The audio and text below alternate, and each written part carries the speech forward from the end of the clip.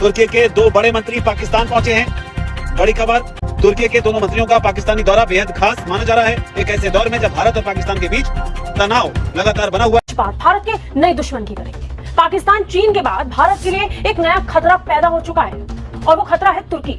तुर्की ने बहुत ही गुपचुप तरीके से, गोपनीय तरीके से भारत को अपना नया दुश्मन बना लिया है, ये घोषित हो चुका है। बांग्लादेश और तुर्की ने सामरिक सहयोग बढ़ाने पर भी सहमति जताई। इन बैठकों को लेकर सामरिक दुनिया के विशेषज्ञ आशंका जता रहे हैं कि ऑपरेशन सिंदूर में पाकिस्तान को मदद देने के बाद अब तुर्की के राष्ट्रपति एर्दोआन बांग्लादेश की शक्ल में भारत के खिलाफ एक और सामरिक मोर्चा खोलना चाहते हैं। तुर्की तो खुलकर कह रहा है कि पाकिस्तान हमारा भाई है, हम ब्रदरहुड निभाएंगे, लेकिन क्या हम खुलकर दुश्मन कह रहे हैं? भाईचारे की एक और तस्वीर भी सामने आई है, जरा ये भी देख लीजिए।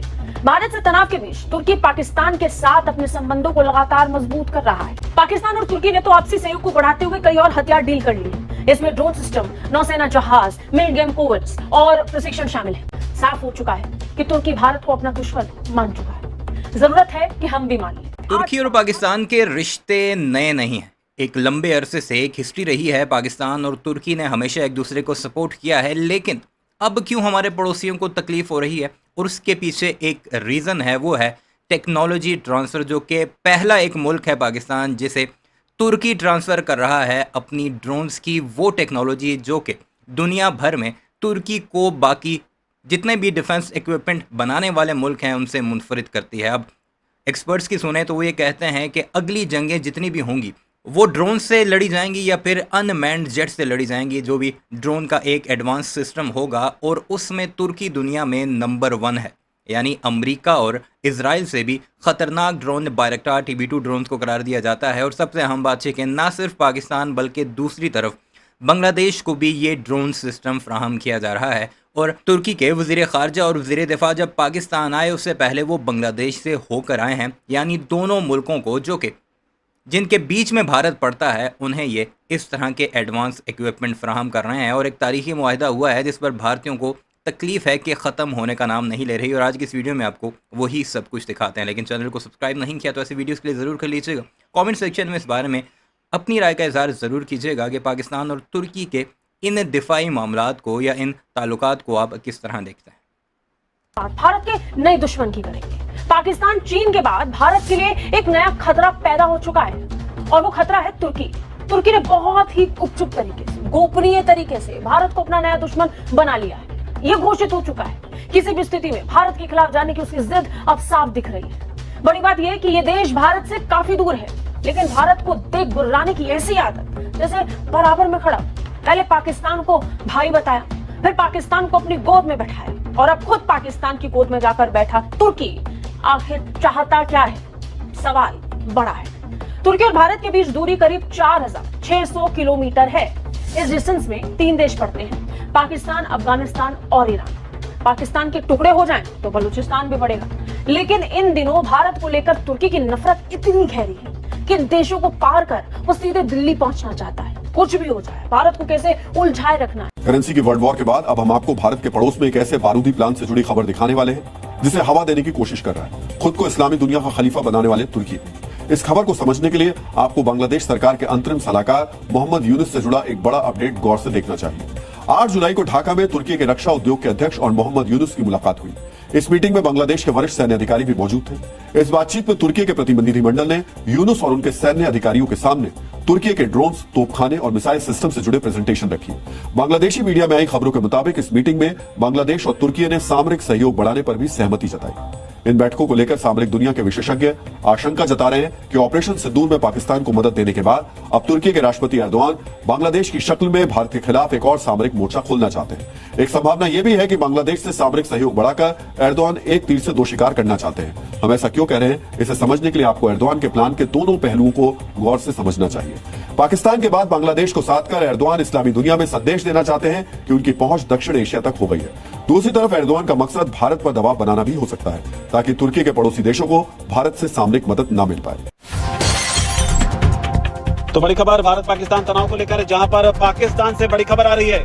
तुर्की के 2 बड़े मंत्री पाकिस्तान पहुंचे हैं। बड़ी खबर, तुर्की के विदेश मंत्री हाकान फिदान और रक्षा मंत्री यासर गुलर दोनों ही पाकिस्तान पहुंचे हैं। तुर्की के दोनों मंत्रियों का पाकिस्तानी दौरा बेहद खास माना जा रहा है, एक ऐसे दौर में जब भारत और पाकिस्तान के बीच तनाव लगातार बना हुआ है और दोनों ही देश सीज फायर की स्थिति में हैं। ऐसे में तुर्की के रक्षा मंत्री और विदेश मंत्री का पाकिस्तान पहुंचना कई बड़े इशारे देता है।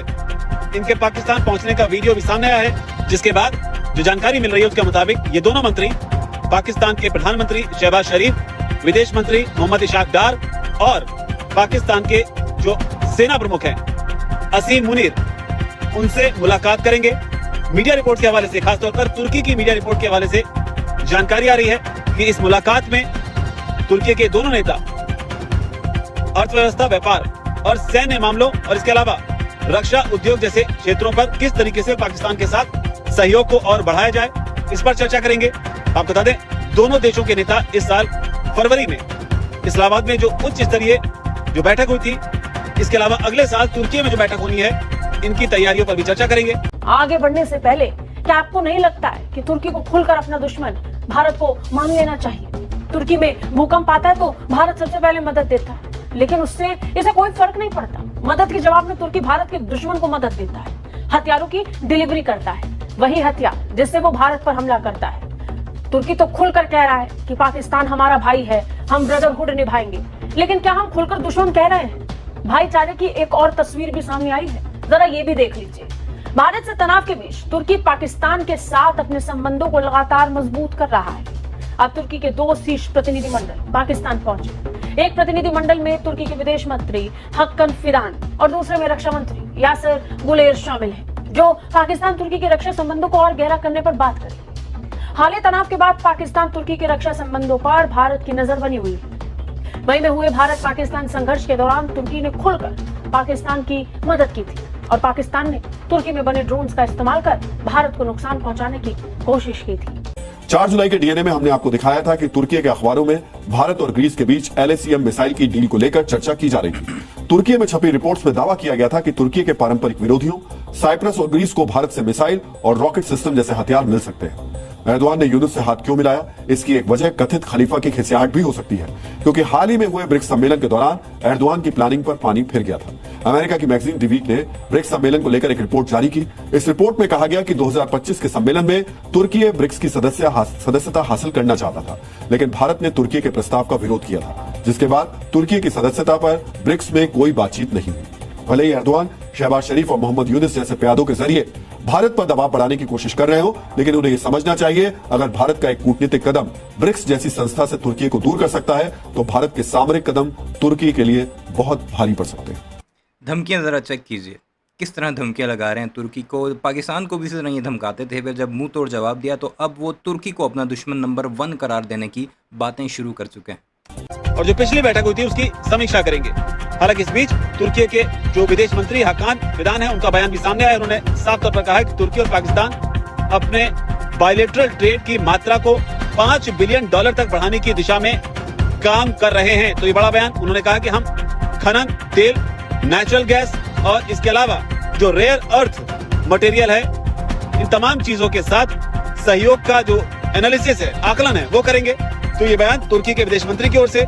और दिलचस्प बात यह है कि तुर्की के दोनों बड़े नेताओं या कहें मंत्रियों का दौरा एक ऐसे दौर में हो रहा है जब हाल ही में chief of defence staff general Anil Chauhan ने एक थिंक टैंक कार्यक्रम में साफ तौर पर यह कहा कि भारत की जो नेशनल सिक्योरिटी है आज दोनों ही मोर्चों पर, बाहरी और भीतरी दोनों ही मोर्चों पर बड़े दबाव में है। उन्होंने चीन, पाकिस्तान और बांग्लादेश के बीच जो गठजोड़ बन रहा है, उससे भारत की स्थिरता और सुरक्षा के लिए इस गठजोड़ को बहुत बड़ा खतरा बताया है। छोटे खलीफा यानी कि तुर्की के राष्ट्रपति एर्दोआन इस वक्त टेंशन में है और उसकी वजह है हिंदुस्तान का देसी ब्रह्मास्त्र। दरअसल जिस वक्त भारत पाकिस्तान के बीच जंगी तनाव चरम पर था, उस दौरान तुर्की ने खुलकर पाकिस्तान की मदद की।